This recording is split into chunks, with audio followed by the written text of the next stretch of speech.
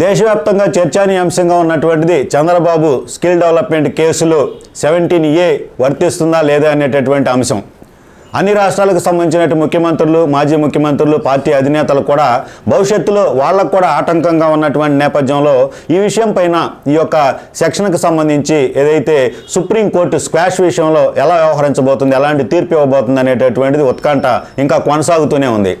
అనూహ్యంగా సుప్రీంకోర్టు ఈ కేసుకు సంబంధించి ఏదైతే తీర్పు శుక్రవారానికి వాయిదా వేసిన నేపథ్యంలో శుక్రవారం ఏం జరగబోతుంది, సుప్రీంకోర్టు ఎలాంటి తీర్పు ఇచ్చే అవకాశం ఉంది, అసలు సుప్రీంకోర్టులో జరిగినటువంటి వాదోపవాదనలకు సంబంధించి చూస్తే కనుక ఎటువైపుకు మొగ్గు చూపేటటువంటి అవకాశాలు కనిపిస్తుంది అనేది న్యాయ నిపుణులకు సంబంధించి మాత్రమే తెలిసేటటువంటి పరిస్థితి. ప్రస్తుతం మనతో సీనియర్ హైకోర్టు అడ్వకేట్ కృష్ణాంజనేయులు గారు ఉన్నారు. అలాగే రాజకీయ విశ్లేషకులుగా కూడా ఉన్నటువంటి నేపథ్యంలో ఇది ఒక రాజకీయ అంశంతో కూడినటువంటి కేసు కావడంతో ఏం చెప్తారు, మనం దీనికి సంబంధించి తెలుసుకోవడానికి ప్రయత్నం చేద్దాం. కృష్ణాంజలి గారు నమస్తే సార్. నమస్తే అండి వేణు గారు. సార్, ప్రస్తుతం ఏదైతే దేశవ్యాప్తంగా కూడా ఇతర రాష్ట్రాల్లో ఉన్నటువంటి ప్రాంతీయ పార్టీలు కావచ్చు, జాతీయ స్థాయి పార్టీలు, రాజకీయ నాయకులంతా కూడా చంద్రబాబు స్కిల్ డెవలప్మెంట్ కేసుకు సంబంధించి కాన్సన్ట్రేట్ చేసిన పరిస్థితి. 17A వర్తిస్తుందా లేదా, అలాగే స్క్వాష్ వస్తుందా లేదా అసలు అనేటటువంటి అంశం. గత వాదోపవాదనలు చూసుకుంటే కోర్టులో జరిగినటువంటి ఆర్గ్యుమెంట్స్ శుక్రవారానికి వాయిదా వేసిన నేపథ్యంలో ఈ కేసులో శుక్రవారం వచ్చేటటువంటి తీర్పు ఎలా ఉండబోతుందని ఒక విశ్లేషణ చెప్పుకోవచ్చు సార్. సుప్రీంకోర్టులో చంద్రబాబు నాయుడుకు సంబంధించిన స్కిల్ డెవలప్మెంట్ కేసులో రేపు శుక్రవారం విచారణ జరగబోతుంది. శుక్రవారం మధ్యాహ్నం 2 గంటలకి ఈ వాదోపవాదాలు వింటాను అనేటువంటి దాని మీద వాయిదా వేశారు. ఇప్పటి వరకు చంద్రబాబు నాయుడు తరపున హరీష్ సాల్వే, సిద్ధార్థ లోద్రా పలు దఫాలుగా వాళ్ళ వాదనలు వినిపించారు. ముకుల్ రోహిత్కి ఏపీసీఐడి తరపున ఆయన కూడా వాదనలు వినిపించారు. రేపు శుక్రవారం మధ్యాహ్నం జరిగేటువంటి దాంట్లో సిఐడి తరపున ముకుల్ రోహిత్కి తన వాదనల్ని వినిపించేదానికి అవకాశం ఉంటుంది. మళ్ళీ ఆయన వాదనలకి మళ్ళీ కౌంటర్గా హరీష్ సాల్వే ఆయన వర్చువల్గా హాజరవుతానని ఆయన పర్మిషన్ అడిగారు సుప్రీంకోర్టుని. ఆయన వర్చువల్గా హాజరయ్యేటువంటి అవకాశం ఉంటుంది. సిద్ధార్థ లోద్రా ఎలాగూ సుప్రీంకోర్టులోనే ఉంటారు కాబట్టి వాళ్ళ యొక్క కౌంటర్స్ కూడా వినేదానికి అవకాశం ఉంటుంది. శుక్రవారం మధ్యాహ్నం జరుగుతుంది కాబట్టి ఇది ఇద్దరు వాదనల తర్వాత ఆ రోజున డెసిషన్ తీసుకునేటువంటి అవకాశం ఉండదు. మరి సోమవారానికి వాయిదా వేస్తారా, మంగళవారానికి వాయిదా వేస్తారా, మళ్ళీ ఇంకా ఒక వారం తర్వాత వాయిదా వేస్తారనేటువంటిది సుప్రీంకోర్టు యొక్క ధర్మాసనం ఇష్టం. కాబట్టి ఆ తర్వాత ఇంకొక వాయిదా పడుతుంది. ఇంకొక వాయిదా తర్వాత ఒక రకమైనటువంటి కంక్లూజన్ రావచ్చు. ఆ తర్వాత మరి వచ్చేటువంటి ఆ నెక్స్ట్ వాయిదా తర్వాత ఆ రోజే తీర్పు ఉంటుందా, లేదు అంటే తీర్పు రిజర్వ్ చేసి ఇంకొక రోజు వాయిదా తర్వాత తీర్పును విడుదల చేస్తారనేది చూడాలి. ఇప్పటి వరకు జరిగినటువంటి వాదనల ప్రకారంగా చూస్తే ప్రధానంగా చంద్రబాబు నాయుడు స్కిల్ డెవలప్మెంట్ కేసులో ప్రివెన్షన్ ఆఫ్ కరప్షన్ యాక్ట్ 1988లో సెక్షన్ 17A ప్రకారంగా చంద్రబాబు నాయుడు అరెస్టుకు ముందు గవర్నర్ అనుమతి తీసుకొని ఉండాలి. ఆ అనుమతి తీసుకొని ఉండలేదు కాబట్టి ఈ అరెస్టు చెల్లుబాటు కాదు, రిమాండ్ను క్వాష్ చేయండి అనేటువంటిది వీళ్ళు ప్రధానంగా చంద్రబాబు నాయుడు తరపున పూర్తి స్థాయిలో వాదనలు వినిపించారు. ఇది రాఫెల్ సంబంధించినటువంటి యుద్ధ విమానాల కొనుగోలుకు సంబంధించినటువంటి వ్యవహారానికి సంబంధించినటువంటి కేసు అంశం కూడా ఈ సందర్భంగా చర్చకొచ్చింది. అది 2016లోనే ఆ విధమైనటువంటి కొనుగోలు వ్యవహారం ఇవన్నీ చేసినప్పటికీ కూడా 2018 ఈ అమెండ్మెంట్ ఎప్పుడు జరిగిందో దాని తర్వాత కేసు నమోదైంది. కాబట్టి తర్వాత కేసు నమోదైన తర్వాత రాష్ట్రపతి అనుమతి లేకుండా దాంట్లో అరెస్ట్ జరిగింది కాబట్టి ఆ అరెస్ట్ చెల్లదు అని సుప్రీంకోర్టు కొట్టేసింది. కాబట్టి ఇప్పుడు కూడా చంద్రబాబు నాయుడు 2018లో ఈ సెక్షన్ అమెండ్మెంట్ జరిగింది. ఆ తర్వాత 2021లో ఈ విధమైనటువంటి స్కిల్ డెవలప్మెంట్ కేసు సంబంధించినటువంటి ఏపీసీఐడి కేసు నమోదు చేసింది. 2023లో చంద్రబాబు నాయుడిని అక్యూజ్డ్ నెంబర్ 37గా సిఐడి చేర్చి ఆయన అరెస్ట్ చేసింది. కాబట్టి ఇదంతా 2018 తర్వాత జరిగింది కాబట్టి ఇప్పుడు గవర్నర్ అనుమతి లేకుండా అరెస్ట్ చేయటం అనేటువంటిది చెల్లుబాటు కాదు అనేటువంటిది బలమైన వాదనల్ని సుప్రీంకోర్టుకి చంద్రబాబు నాయుడు తరపున న్యాయవాదులు అనిపించారు. ఇంకొక కీలకమైనటువంటి ఒక అంశాన్ని కోర్టు కూడా గుర్తించింది. గమ్మత్తు ఏమిటి అంటే ఈ ప్రివెన్షన్ ఆఫ్ కరప్షన్ యాక్ట్ని అమెండ్ చేశారు 2018లో. 2018లో చేసినప్పుడు కొన్ని సెక్షన్లో అవసరం లేదని తొలగించారు. Section 13 clause 1A, C, D ఈ సెక్షన్లో ఇక 2018 తర్వాత ఉపయోగించొద్దు అని.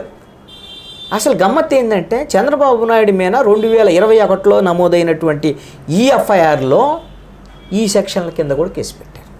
అంటే రద్దు అయిపోయినటువంటి సెక్షన్ల కింద కూడా కేసులు పెడతారా అనేటువంటిది సుప్రీంకోర్టు తప్పుపట్టింది. అయితే సిఐడి వాదనలు ఏమిటి అని అంటే సెక్షన్ 17A అనేటువంటిది చంద్రబాబు నాయుడు కేసులో స్కిల్ డెవలప్మెంట్ కేసులో వర్తించదు.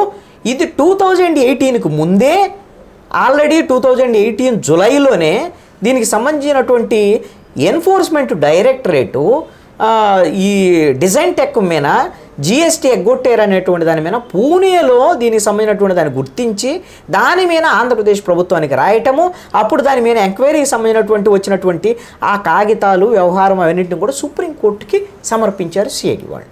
ఇది 2018 కన్నా ముందే ఎంక్వైరీ స్టార్ట్ అయ్యి ఉంది కాబట్టి ఎఫ్ఐఆర్ 21లో నమోదైన ఎంక్వైరీ ముందు స్టార్ట్ అయ్యింది కాబట్టి ఈ 17A వర్తించదు అనేటువంటిది సిఐడి వాదనగా ఉంది. మొత్తం ఓవరాల్గా చూసినప్పుడు వీళ్ళిద్దరు వాదనలు విన్న తర్వాత ఇప్పటి వరకు ఉన్నటువంటి కేసులను బట్టి రాఫెల్కి సంబంధించినటువంటి యుద్ధ విమానాల కొనుగోలులో రిలీఫ్ వచ్చింది నిందితుడికి, ఏది 17A వర్తించింది.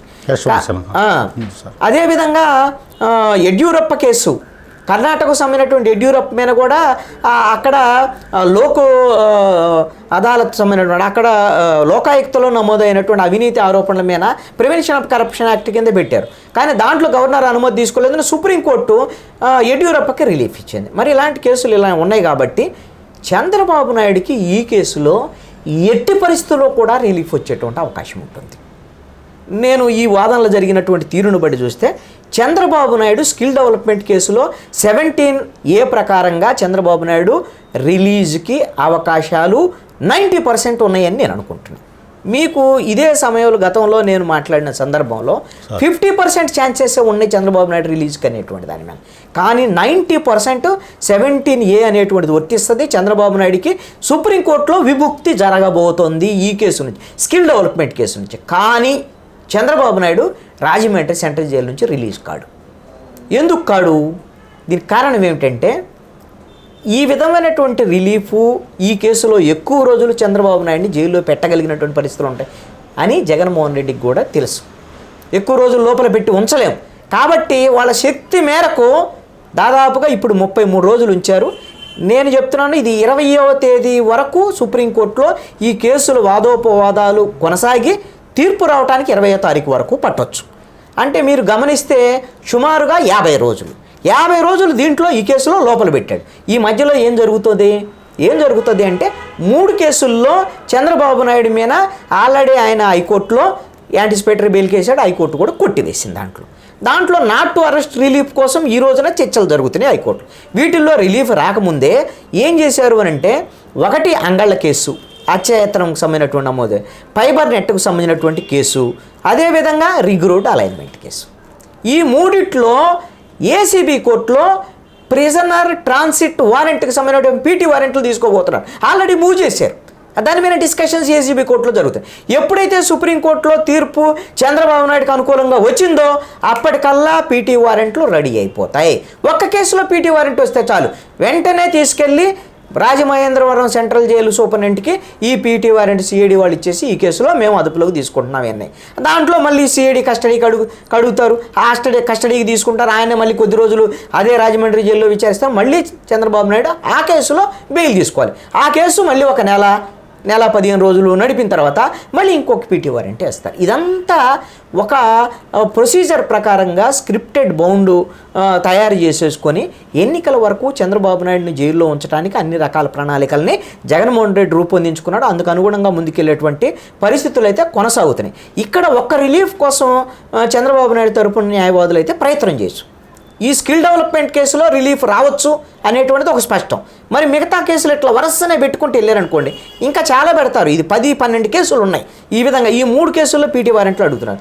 ఇప్పుడు చంద్రబాబు నాయుడు తరపున న్యాయవాదులు చేయాల్సినటువంటి పని ఏమిటంటే, రాష్ట్ర హైకోర్టును ఆశ్రయించి రాజకీయ కక్షపూరితమైనటువంటి ఆలోచనలతో వరుసగా కేసులు పెట్టి ఎన్నికల సమయంలో ఈ జైల్లో ఉంచడం ద్వారాగా రాజకీయపరమైనటువంటి హక్కులను హరించేటువంటి విధంగా ఈ ప్రభుత్వం వ్యవహరిస్తుంది. కాబట్టి ఈ మొత్తం కేసులన్నింటినీ ఒకేసారి విచారించేటువంటి విధంగా ఒకే కేసుగా పరిగణించి బెయిల్ కానివ్వండి లేదా అదేవిధంగా జైలు కానివ్వండి ఒకే పీటీ వారెంట్ కింద చేసి దీంట్లో మొత్తం ఇస్తే బెయిల్ ఇవ్వండి, లేదు అని అంటే విచారించండి, ఆ ఒక్క కేసు కింద తేల్చేటువంటి విధంగా మాకు అవకాశం ఇవ్వండి అని హైకోర్టును ఆశ్రయించవచ్చు, లేదంటే సుప్రీంకోర్టుకి వెళ్ళినా కూడా రిలీఫ్ దొరికేటువంటి అవకాశం ఉంటుంది. ఎన్నికలు సమీపిస్తున్నటువంటి వేళ కుట్రపూరితంగా ప్రతిపక్ష నేతలందరినీ జైల్లో ఉంచి ఎన్నికలకు వెళ్ళాలనేటువంటి ప్రభుత్వ ఆలోచన కాబట్టి ఇది రాజ్యాంగ వ్యతిరేకం, పౌరుడి ప్రాథమిక హక్కులకు భంగం కలిగించేటువంటి అంశం కాబట్టి కోర్టులు చంద్రబాబు నాయుడుకి అనుకూలంగా వ్యవహరించేటువంటి అవకాశం ఉండదు. ఇక్కడ ఒక ఆందోళన కలిగించేటువంటి ఒక అంశం ఏంటంటే చంద్రబాబు నాయుడు తరపున న్యాయవాదులు వాళ్ళు వేస్తున్నటువంటి కేసులు ఈ వ్యవహార శైలి అంతా చూస్తే కూడా చంద్రబాబు నాయుడిని ఎంత తొందరగా బయటికి తీసుకొద్దాం అనే దానికన్నా కూడా ఏదో డిఫరెంట్ ఆస్పెక్ట్లో కేసులు వేయటము, అది ప్రొలాంగ్ అవ్వటము, ఇవన్నీ కూడా కొంత ఏదో ఒక రాంగ్ డైరెక్షన్లో వెళ్తున్నారా అనేటువంటి అనుమానాలు కలుగుతాయి. మీరు గమనిస్తే 3 కేసులు హైకోర్టులో మీరు యాంటిసిపేటరీ బెయిల్ కోసం వేసిన సందర్భంలో ఒక కేసులోనేమో బెయిల్ కోసం వేశారు, ఒక కేసులోనేమో యాంటిసిపేటరీ వేశారు. అదేమని జడ్జి అడిగారు, ఏంటి ఒక కేసులో యాంటిసిపేటరీ ఏంటి అని, ముందు జైల్లో ఉన్నాడు కదా ఆయన, మరి మీరు బెయిల్ కోసం ఎలా వేస్తారు ఆల్రెడీ అంటే మీరు దీన్ని కూడా ఈ కేసులో కూడా ఆయన రిమాండ్లో ఉన్నట్టుగా ఫీల్ అవ్వండి అని, అట్లా ఫీల్ అవ్వటం ఉండదు. ఆ కేసులో అరెస్ట్ కాలేదు కాబట్టి యాంటిసిపేటరీ వేయాలి. అందుకని ఇలాంటి కొన్ని తప్పులు పొరపాట్లు లాయర్ల వైపు నుంచి జరుగుతున్నాయి. మరి అది వాడు సరిదిద్దుకొని ముందుకు వెళ్ళేటువంటి అవకాశాలు, ఇది ఒక న్యాయ పోరాటం ఒకవైపున జరగాల్సినటువంటి అవసరం అయితే మరి చంద్రబాబు నాయుడు వైపు ఉంది. చంద్రబాబు నాయుడు వైపున మాత్రం న్యాయం ఉన్నట్టుగా ఇప్పటి వరకు సుప్రీంకోర్టులో జరిగినటువంటి వాదోపవాదాలను బట్టి మనకు అర్థమవుతుంది. ఇది ఏదైతే చంద్రబాబుకు సంబంధించినటువంటి స్క్వాష్ పిటిషన్కి సంబంధించి సుప్రీంకోర్టులో జరిగినటువంటి వాదోపవాదనలకు సంబంధించినటువంటి అంశానికి సంబంధించి విశ్లేషణ, ముఖ్యంగా చూస్తే కనుక చంద్రబాబుకు స్కిల్ డెవలప్మెంట్కి సంబంధించినటువంటి కేసుకు సంబంధించి స్క్వాష్ అనేది ఊరట పొందటానికి ఎక్కువగా కూడా అవకాశం ఉంది. వాదోపవాదనలో ఆర్గ్యుమెంట్స్కి సంబంధించినటువంటి అంశం పరిశీలిస్తే కనుకని కృష్ణాంజనేయులు గారు చెప్తున్నటువంటి పరిస్థితి అయితే ఉంది. అయితే ఈ కేసులో ఊరట పొందటం వల్ల చంద్రబాబుకు రాజమండ్రి సెంట్రల్ జైలు నుంచి బయటకు వచ్చేటటువంటి వెసులుబాటు అయితే ఉండదు. ఏపీ ప్రభుత్వం ముందస్తుగానే మరో 3 కేసులను ఇప్పటికే నమోదు చేసిన పరిస్థితి, అలాగే మరికొన్ని కేసులను కూడా సిద్ధంగా ఉంచడం జరిగింది పలు అంశాలకు సంబంధించి అనేది స్పష్టంగా చెప్తున్నారు. అయితే ఈ 3 కేసులకు సంబంధించి ఇప్పటికే పీటీ వారెంట్లు కూడా సిద్ధం చేసినటువంటి నేపథ్యంలో దానికి సంబంధించినటువంటి న్యాయపరమైనటువంటి అంశాలను కూడా సిద్ధం చేసినటువంటి నేపథ్యంలో ఎప్పుడైతే చంద్రబాబుకు సుప్రీంకోర్టులో స్క్వాష్ పిటిషన్కి సంబంధించి ఊరట లభిస్తుందో వెంటనే పీటీ వారెంట్లను రంగంలోకి దింపి తద్వారా అక్కడే మరలా ఉండే విధంగా కూడా ముందస్తు ప్రణాళిక సిద్ధం చేసుకున్నట్టు మాత్రం సిఐడి స్పష్టంగా తెలుస్తున్న పరిస్థితి. అయితే ప్రస్తుతం రాష్ట్ర ప్రజలు అనుమానాలు వ్యక్తం చేస్తున్నటువంటి అంశం ఏదైతే ఉందో, చంద్రబాబు అంత సీనియర్ న్యాయవాదులను పెట్టుకున్నప్పటికీ కూడా ఎందుకు ఆయన త్వరగా రిలీఫ్ రావటం లేదు కోర్టుల నుంచి అనేటటువంటిది ప్రధానమైనటువంటి అంశం. దానికి సంబంధించి కూడా కృష్ణాంజనేయులు గారి విశ్లేషణలో చూస్తే కనుక అది కూడా నిజమే అనేటటువంటి అనుమానాలు వ్యక్తమవుతున్నటువంటి పరిస్థితి అయితే తెలుస్తుంది. ఎందుకు రాంగ్ డైరెక్షన్లో వెళ్తున్నారా అనే అనుమానాలు న్యాయపరమైనటువంటి అంశాలను చూస్తే వాళ్ళు ఏదైతే కోర్టును అప్రోచ్ అయ్యేటటువంటి వేసే పిటిషన్లకు సంబంధించినటువంటి అంశాలను చూస్తే కొన్ని అనుమానాలు కూడా ప్రజల్లో వ్యక్తమవుతున్న పరిస్థితి కూడా నిజమే అనేటటువంటిది కూడా తెలుస్తున్నటువంటి పరిస్థితి అని, ఏదైతే అడగాల్సినటువంటి కోర్టును అభ్యర్థించాల్సినటువంటి అంశం కాకుండా దానికి సంబంధం లేనటువంటి అంశాలకు సంబంధించి టచ్ చేయటం నేపథ్యంలో చంద్రబాబుకు రిలీఫ్ త్వరగా దొరకకపోవటం అనేటటువంటిది, అనుకున్నటువంటి పిటిషన్లో అనుకూల ఆర్డర్స్ రాకపోవటం అనేటటువంటిది కూడా జరుగుతుంది అనేటటువంటిది ప్రధానమైనటువంటి. ఎట్టకేలకు చూస్తే కనుక ఈ కేసుల యొక్క పరంపరకు సంబంధించి చూస్తే ఎన్నికల వరకు చంద్రబాబును ప్రజల్లోకి రానివ్వకుండా జైల్లోనే ఉండేటటువంటి ప్రయత్నమే ప్రధానంగా రాజకీయ కోణంలో చూస్తే కనిపిస్తుంది అనేది ప్రధానమైనటువంటి అంశంగా ఉంది. మరో టాపిక్తో మళ్ళీ కలుద్దాం. నమస్తే.